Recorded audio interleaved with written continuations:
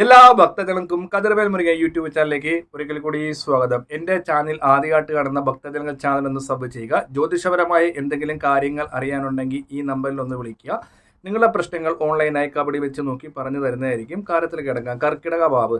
ഈ കർക്കിടക ഭാവാകുമ്പോഴത്തേക്ക് എല്ലാവരും പ്രതികർമ്മങ്ങൾക്ക് ക്ഷേത്രങ്ങളിൽ പോയി ബലിയിടാറുണ്ട്. അപ്പോൾ ഞാൻ പറഞ്ഞു വന്നത് നമ്മൾ ബലിയിടുന്ന ഇത് ഒരുമാതിരിപ്പെട്ട ആൾക്കാർക്ക് ബലിയിടുന്ന കർമ്മങ്ങൾ അറിയാം. എന്നാൽ അവിടെ ഇരിക്കുന്ന 100-ലെ 50% കർമ്മികൾക്ക് ബലികർമ്മങ്ങൾ വ്യക്തമായിട്ട് ചെയ്യാൻ അറിയത്തില്ല.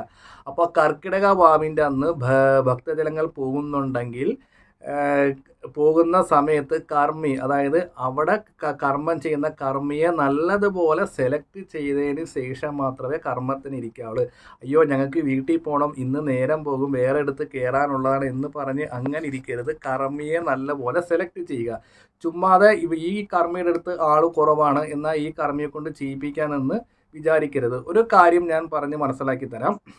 ഈ ക്ഷേത്രങ്ങളിലൊക്കെ ബലിയിടുന്ന സമയത്ത് അവിടെ ഇരിക്കുന്ന കർമ്മി നല്ല പോലെ ചെയ്യുന്ന കർമ്മികൾ ധാരാളമുണ്ട്. എന്നാൽ പകുതിക്ക് വെച്ച് കർമ്മങ്ങൾ വന്നിരിക്കുന്ന പൈസയ്ക്ക് വേണ്ടി ഇരിക്കുന്ന ആൾക്കാരുമുണ്ട്. നമ്മൾ വന്ന് പിതൃകർമ്മത്തിന് ഇരിക്കുന്ന സമയത്ത് ഈ കർമ്മം ചെയ്യുന്ന വ്യക്തികൾക്ക് ഭയങ്കര ധൃതി. അവർ എന്തെങ്കിലുമൊക്കെ പറഞ്ഞ് കുറച്ച് കിണ്ടിന്ന് പൂ കൊടുത്ത് വെള്ളം എടുത്തൊന്ന് മുങ്ങി വന്നിട്ട് പൈസ അത് അടുത്ത ആൾ ഇരിക്കി എങ്ങനെ പറഞ്ഞ് നടക്കുന്ന ആൾക്കാരാണ് ഭൂരിഭാഗം ഉള്ളത്. അപ്പോൾ ഭക്തജനങ്ങൾ ക്ഷേത്രങ്ങളിൽ ബലികർമ്മത്തിന് പോകുമ്പോഴത്തേക്ക് നമ്മുടെ മനസ്സിനിണങ്ങിയ കർമ്മിയെ നോക്കി വേണം നമ്മൾ കർമ്മം ചെയ്യാൻ. ഒരു ഉദാഹരണത്തിന് നമ്മൾ ചെന്നിരിക്കുന്ന കർമ്മി എന്തെങ്കിലുമൊക്കെ ഒന്ന് കാണിച്ച് വെച്ച് കൂട്ടുമ്പോൾ നമ്മുടെ മനസ്സിനൊരു തൃപ്തി ഉണ്ടാകും. അതിലല്ലേ ഈ പുള്ളി എന്തോ കാണിക്കുക, കുറച്ച് പൂ തന്ന അരി തന്ന് മുങ്ങി വരാൻ പറഞ്ഞ് ഏതാണ്ട് തീർത്തൊക്കെ ധരിച്ച് നമ്മുടെ ഒരു മനസ്സിന് തൃപ്തി ഉണ്ടാകത്തില്ല. നമ്മൾ ഒരു പക്ഷേ 50 രൂപ ദക്ഷിണ കൊടുക്കേണ്ട സമയത്തോ ഇവനെ കൊണ്ടൊന്നും ഇവനൊന്നും ചെയ്യുന്നില്ല. അതേസമയം നമ്മൾ ആ ചുറ്റുപാടുമൊക്കെ ഒന്ന് നിരീക്ഷിച്ച് നല്ല പോലെ കർമ്മം ചെയ്യുന്നത്, അതായത് യഥാർത്ഥ കർമ്മിയാണെങ്കിൽ നമ്മൾ ആർക്ക് വേണ്ടിയാണോ കർമ്മം ചെയ്യാനിരിക്കുന്നത് അവരുടെ അച്ഛൻ്റെ അമ്മയുടെ ഒക്കെ പേരുകൾ ചോദിക്കും, മുമ്പ് മരിച്ചുപോയ ആൾക്കാരുടെ പേര് ചോദിക്കും. ആ കർമ്മത്തിനൊരു ദൈവിക അനുഗ്രഹം ഉണ്ടാകും, ഭക്തിപൂർവമായിരിക്കും ചെയ്യുന്ന കാര്യങ്ങൾ. അപ്പം നമ്മുടെ മനസ്സിന് ശാന്തിയും സമാധാനവും ഉണ്ടാകും അല്ലേ. അപ്പം നമുക്ക് മനസ്സിന് തന്നെ ഉണ്ടാകും. നമ്മളൊരു 50 രൂപ ദക്ഷിണ കൊടുക്കേണ്ട സ്ഥാനത്ത് നമുക്ക് തൃപ്തിപ്പെട്ട കർമ്മിയാണെങ്കിൽ ചെയ്യുന്ന കർമ്മങ്ങളൊക്കെ ആ കർമ്മി ഭംഗിയായിട്ട് ചെയ്യുന്നത് നമ്മൾ എന്ത് ചെയ്യും, നമ്മുടെ മനസ്സിനനുസരിച്ച് ചിലപ്പോൾ 200 രൂപ ഒരു ദക്ഷിണ കൊടുത്തുന്നിരിക്കും അല്ലേ. 50 രൂപ കണ്ട് ആ കർമ്മി നല്ലപോലെ ചെയ്ത്. അതാണ് ഞാൻ പറഞ്ഞത്. കർക്കിടക വാവിന് പോകുന്ന ഭക്തജനങ്ങൾ അവിടെ ആ കർമ്മിയുടെ അടുത്ത് തിരക്ക് കുറവാന്ന് വെച്ചിട്ട് നമ്മൾ പെട്ടെന്ന് കയറി ഇരിക്കരുത്. നമ്മൾ ആ കർമ്മം ചെയ്യുന്ന വ്യക്തികളെല്ലാവരും ഒന്ന് നിരീക്ഷിക്കുക. നിരീക്ഷിച്ചതിന് ശേഷം മാത്രം നമ്മുടെ മനസ്സിനിണങ്ങിയോ ഈ കർമ്മി നല്ലപോലെ കർമ്മം ചെയ്യുന്നുണ്ട് എന്നാൽ ആ കർമ്മിയെ കൊണ്ട് നമുക്കത് ചെയ്യിപ്പിക്കാം എന്നൊരു രീതിയിൽ വേണം നമ്മൾ ചെയ്യാൻ. മിക്കവർക്കും ഒരുമാതിരിപ്പെട്ട ആൾക്കാർക്ക് മിക്കവർക്കും ഈ ബലികർമ്മങ്ങൾ ചെയ്യുന്നത് അറിയാൻ മേല. നല്ലപോലെ ചെയ്യുന്ന ഇഷ്ടംപോലെ കർമ്മി ഉള്ള ആൾക്കാരൊക്കെ ഉണ്ട്. അപ്പം അവരുടെ അടുത്ത് മാത്രം നമ്മൾ ചെയ്ത് അത് നമുക്ക് എങ്ങനെ മനസ്സിലാക്കാന്നുള്ള ഒരു ചോദ്യം ഉണ്ടാകാം. മിക്കവർക്കും ചോദിക്കും ഞങ്ങളിതൊന്നും പഠിച്ചിട്ടില്ല, പിന്നെ ഞങ്ങൾക്ക് ഇതൊക്കെ എങ്ങനെ മനസ്സിലാക്കി എടുക്കാൻ പറ്റുന്നൊരു ചോദ്യം ഉണ്ടാകാം. നമ്മളൊരു ഉദാഹരണത്തിന് ബലിമണ്ഡപത്തിൽ ചെല്ലാൻ നേരത്തേക്ക് നമ്മളൊന്ന് ചുറ്റുപാട് നോക്കും. ഒരു 10 മിനിറ്റ് നിന്നതിന് ശേഷം ആ കർമ്മി അവിടെ ഇരിക്കുന്ന അച്ഛൻ നല്ലപോലെ ചെയ്യുന്നുണ്ട്, നമുക്ക് ആ കർമ്മി എടുത്ത് നിൽക്കാം. വേറൊരു കർമ്മി 10 മിനിറ്റ് കൊണ്ട് കുറേ അരിയും പോക്കിട്ട് ഏതാണ്ടൊക്കെ കാണിച്ചത് ദക്ഷിണ അടുത്ത ആളെ നിങ്ങൾ ഇരിക്കുക എന്ന് മുങ്ങിട്ട് വാ, വീണ്ടും അടുത്ത ആളെ വിളിക്കും. ഇത് തന്നെയാണ് അവിടെ കാണിക്കുന്നത്. നമ്മുടെ മനസ്സിനൊരു തൃപ്തി ഉണ്ടാകത്തില്ല അല്ലേ. അപ്പോൾ ബലിയിടാൻ പോകുന്ന ഭക്തജനങ്ങൾ എന്ത് ചെയ്യണം, കർമ്മിയെ സെലക്ട് ചെയ്തെടുക്കുക.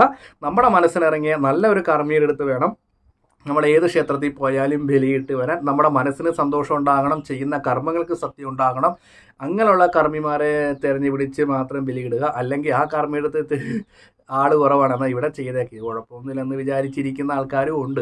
അപ്പോൾ ഭക്തജനങ്ങൾ വളരെ ശ്രദ്ധയോടെ അന്ന് ബലിയിടാൻ പോകുമ്പോഴത്തേക്ക് ചുറ്റുപാടുമൊക്കെ ഒന്ന് നിരീക്ഷിച്ച ശേഷം ആ ഇരിക്കുന്ന നല്ലൊരു കർമ്മിയാണ് ആ കർമ്മിയുടെ അടുത്ത് പോയി ചെയ്യുക എന്നുള്ളൊരു രീതിയിൽ വേണം നമ്മുടെ ആ ഒരു കർമ്മങ്ങൾ പറഞ്ഞു തരുമ്പം നമ്മുടെ മനസ്സിനൊരു സന്തോഷം ഉണ്ടാകണം. ഇത് ചെയ്യുമ്പം പിതൃക്കൾക്ക് മോക്ഷം ഉണ്ടാകും, പിതൃക്കളുടെ അനുഗ്രഹം ഉണ്ടാകുന്നൊരു വിശ്വാസമുണ്ട്. ഇപ്പം നമ്മളൊരു അമ്പലത്തിൽ പോയി, ഒരു സാധാരണ ഒരു ക്ഷേത്രത്തിൽ പോയ സാധാരണ തിരുമേനിമാർ ചരട് ജപിക്കുന്ന ഇങ്ങനെ കിട്ടുക. ഇന്ന് അമ്പലത്തിൽ കണ്ടില്ലല്ലോ, എവിടെ പോയിക്കുമായിരുന്നു? ഓ നമോ നാരായണ, ഓ നമോ നാരായണ. ഇന്ന് വൈകിട്ട് പറയണം കേട്ടോ, ഓ നമോ നാരായണ, ഓ നമോ നാരായണ. ശരി കേട്ടാ. ഇങ്ങനെയാണ് സാധാരണ ക്ഷേത്രങ്ങളിൽ തിരുമേനിമാർ ചരട് ജപിക്കുന്നത്. എന്നാൽ 100-ൽ നല്ലപോലെ ചരട് ജപിക്കുന്ന തിരുമേനിമാരും ഉണ്ട്.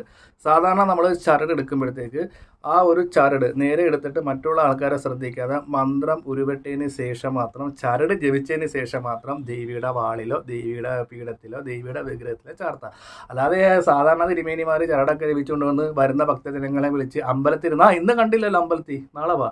ഒരിക്കലും ഒരു നല്ലൊരു തിരുമേനി ശ്രീകോവിലിൽ ഇരുന്ന് സംസാരിക്കാറില്ല. ചിലവർ കാണിക്കാറുണ്ട്, ശ്രീകോവിലും പ്രസാദം എടുത്തിങ്ങനെ വലിച്ചെറിയാറുണ്ട്.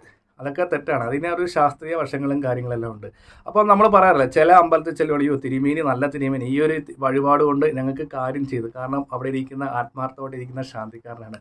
അപ്പോൾ അതേപോലെ തന്നെയാണ് നമ്മൾ പ്രതികർമ്മങ്ങൾക്ക് പോകുമ്പോഴത്തേക്ക് കർമ്മിയെ സെലക്ട് ചെയ്തതിന് ശേഷം മാത്രം ഭക്തജനങ്ങൾ ആ ഒരു കർമ്മിയെ എടുത്ത് പോവുക. അല്ലാതെ ഒന്നും അറിയാതിരിക്കുന്ന ആൾക്കാരും ഉണ്ടാകും, തീർച്ചയായിട്ടും ഉണ്ടാകും. നമ്മളൊന്ന് ശ്രദ്ധിച്ചാൽ മതി, നമുക്കത് ചിരി വരും.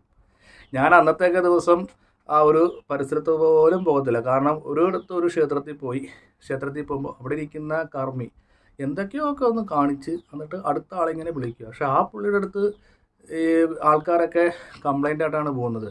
ഈ ചിലവർക്ക് ഇതിനെക്കുറിച്ചൊക്കെ ഒരു ഗ്രാഹ്യമുള്ള ആൾക്കാരായിരിക്കും, അല്ല, മന്ത്രങ്ങളും കാര്യങ്ങളൊക്കെ.